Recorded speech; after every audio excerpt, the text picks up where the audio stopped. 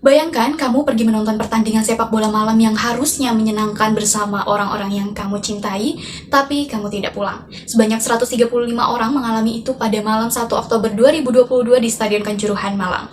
Ini bukan sekedar kecelakaan, ini adalah kasus pelanggaran hak asasi manusia yang terdokumentasi, dan ini yang akan kita bahas hari ini. Saya Indah Nurmalasari, dan dalam video ini kita akan menganalisis tragedi Kanjuruhan dari perspektif hak asasi manusia, mulai dari apa yang terjadi, hak apa yang dilanggar, hingga bagaimana sistem hukum kita meresponsnya. Pertama, fakta pada 1 Oktober 2022, Arema FC bertanding melawan Persebaya Surabaya di Stadion Kanjuruhan. Arema kalah, sebagian supporter turun ke lapangan. Aparat keamanan merespons dan disinilah masalah dimulai. Gas air mata ditembakkan ke dalam stadion sebanyak 45 kali, termasuk langsung ke arah tribun yang penuh penonton. Kepanikan massal terjadi, orang berdesak-desakan menuju pintu keluar yang sempit. Sebagian bahkan dilaporkan terkunci. Hasilnya, 135 orang meninggal dunia, lebih dari 700 orang terluka, dan yang membuat hati semakin berat, 38 di antara korban meninggal adalah anak-anak. FIFA sendiri, dalam regulasi keselamatan stadion pasal 19 huruf B secara eksplisit melarang penggunaan gas air mata di dalam stadion. Aturan ini ada karena alasan yang sangat konkret. Di ruang tertutup yang padat, gas air mata bisa membunuh.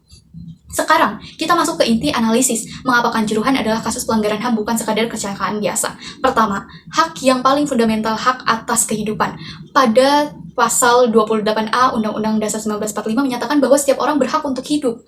Undang-Undang Nomor 39 Tahun 1999 tentang HAM Pasal 9 juga menegaskan hal yang sama. Ini bukan hal yang bisa ditawar. Kedua, prinsip proporsionalitas dalam penggunaan kekuatan. Undang-Undang Nomor 2 Tahun 2002 tentang kepolisian mengatur bahwa setiap tindakan aparat harus proporsional dengan ancaman yang dihadapi. Apakah supporter yang turun ke lapangan yang tidak bersenjata merupakan ancaman yang membenarkan 45 tembakan gas air mata ke tribun? Jawabannya jelas tidak.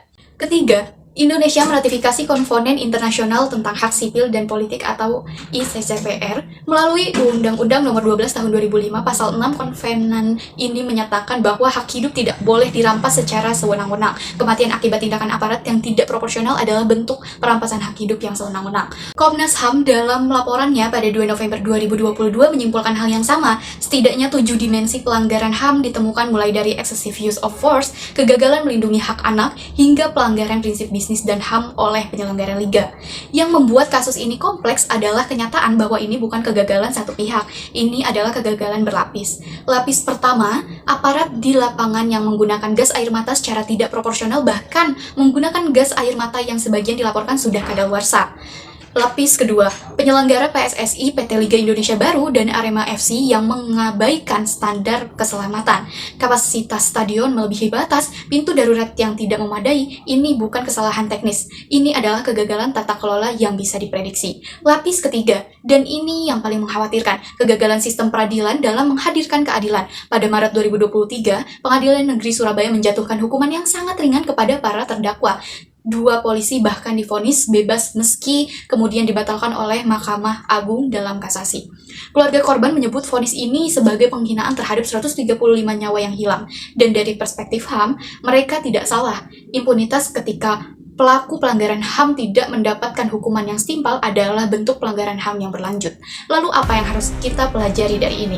Pertama, negara memiliki kewajiban untuk menghormati, melindungi, dan memenuhi HAM bukan hanya dalam teks undang-undang, tetapi dalam tindakan nyata. Ketika aparat bertindak melampaui batas, negara harus mengakuinya dan memastikan pertanggungjawaban yang setimpal. Yang kedua, penyelenggara industri olahraga dan industri apapun tidak bisa memisahkan urusan bisnis dari tanggung jawab terhadap keselamatan manusia.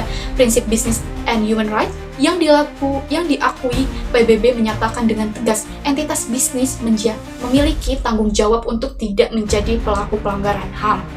Ketiga, dan ini mungkin yang paling relevan untuk kita sebagai warga negara, kita memiliki tanggung jawab untuk tidak melupakan reformasi. Hanya ketika ada tekanan berkelanjutan dari masyarakat sipil, tragedi Kanjuruhan harus menjadi momentum untuk reformasi kepolisian, tata kelola sepak bola, dan sistem perlindungan korban yang lebih kuat. Hak asasi bukan sekadar teori di buku teks, ia adalah janji yang harus ditepati negara kepada setiap warganya, termasuk 135 orang yang pergi menonton sepak bola dan tidak pernah pulang. Selama keadilan belum sepenuhnya ditegakkan, kasus Kanjuruhan tetap menjadi pekerjaan rumah kita bersama, sebagai mahasiswa, sebagai warga negara, dan sebagai manusia. Terima kasih telah menyaksikan. Saya Indah Nurmalasari, mahasiswa Prodi Administrasi Publik, Sultan Ageng Tirta Yasa.